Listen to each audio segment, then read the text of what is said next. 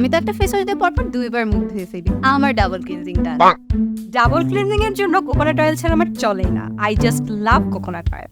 হ্যাঁ, double cleansing এ এখনো এত কনফিউশন সবার মধ্যে? ওকে, নো প্রবলেম।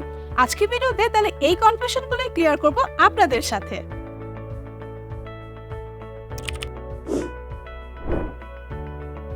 প্রথমে জেনে নিব ডাবল ক্লিনজিং কি।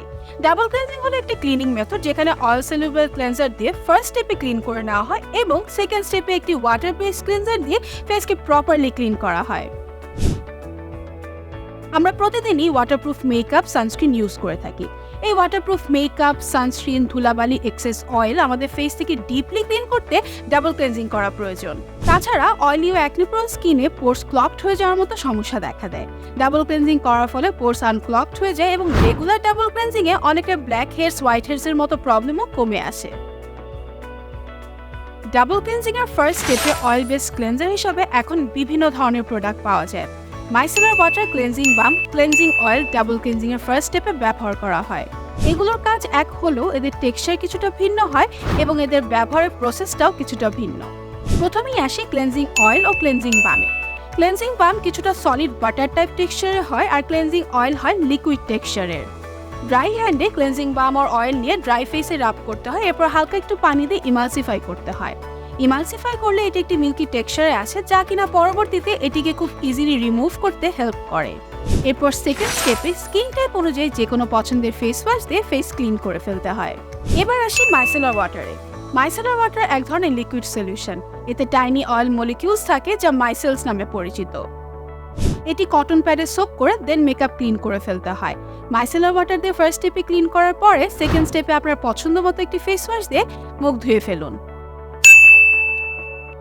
নাম্বার 1, অনেকেই কনফিউজ থাকেন স্কিন ব্যারিয়ার ড্যামেজ থাকলে ডাবল ক্লিনজিং করা যাবে কিনা।